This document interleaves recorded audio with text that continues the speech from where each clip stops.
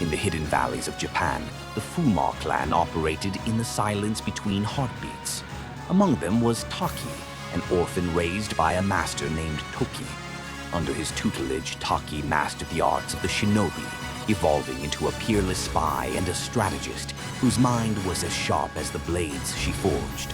The Fuma held secrets the world had long dismissed as folklore, and Taki was touched by this power, a blessed soul capable of sensing the encroaching dark.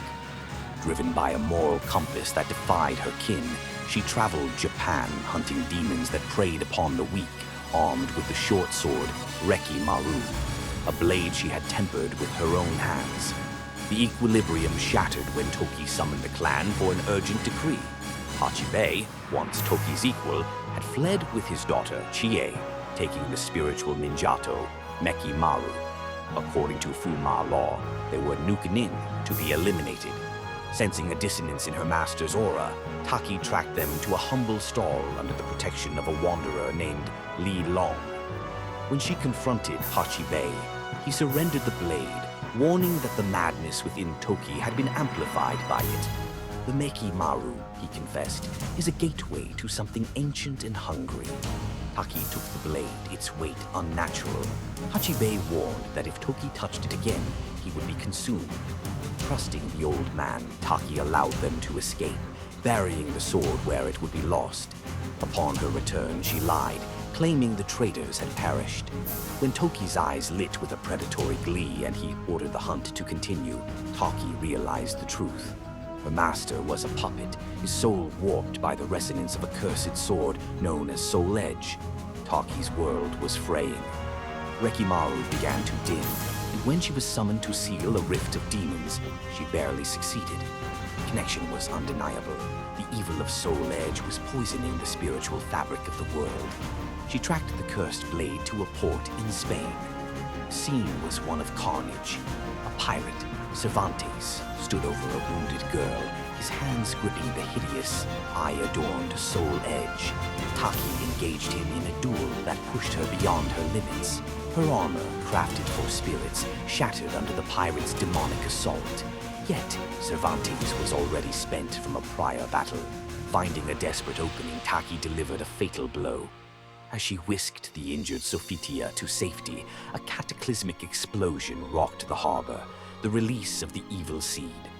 Taki retreated to Japan, carrying the shards of the shattered Soul Edge, praying that the world could breathe. Her hope was short-lived. Returning home, Taki found herself besieged. Toki was desperate to retrieve the Mekki-Maru. Taki recovered the hidden blade and attempted to forge a shard of Soul Edge into Mekki-Maru to restore its power. The objects revolted, but when she attempted the same on the Mekki-Maru, they fused, emitting an aura of pure malice. She was captured by Geki, Toki's right-hand man. As Geki sought to claim the sword, the blade responded with a violent shockwave, severing his arm. In the chaos, Taki fled, becoming a nuke-nin.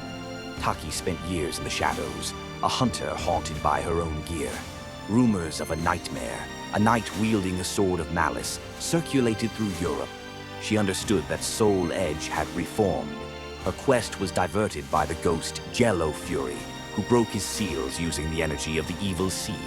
Taki hunted him through the bamboo forests to the Hokoji temple, using the power of the Mekki-Maru to end him. She finally tracked Toki to the heart of the temple. The battle was a mirror of her training. She fought her master using the techniques he had taught her.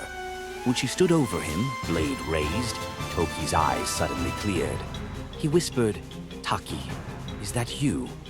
Before she could reach for him, the entity that had inhabited him was expelled. Toki was gone, but the evil he served remained. Taki eventually stood at the lost cathedral, witnessing the clash between Siegfried and Nightmare. The collision of the legendary swords shattered reality, obliterating the cathedral. Taki survived, but the swords remained. She knew the cycle would repeat, and she resolved she would not leave the outcome to chance. She adopted a young girl named Natsu, who carried the seal of the demon Arahabaki. Taki raised her, shielding her from clan prejudice and teaching her that a ninja's worth is defined by the strength of their convictions. She trained Natsu to replace her, knowing that if the girl ever turned, Taki would have to be the one to stop her, a burden of duty heavier than any sword. Yet, whispers reached Taki that Toki had returned. Driven by instinct, Taki left Natsu with a promise to return within 2 weeks. She disappeared into the west, chasing a ghost, and never came back. The ninja remained, forever patrolling a world that would never know her name, watching the horizon for a darkness that refused to stay buried.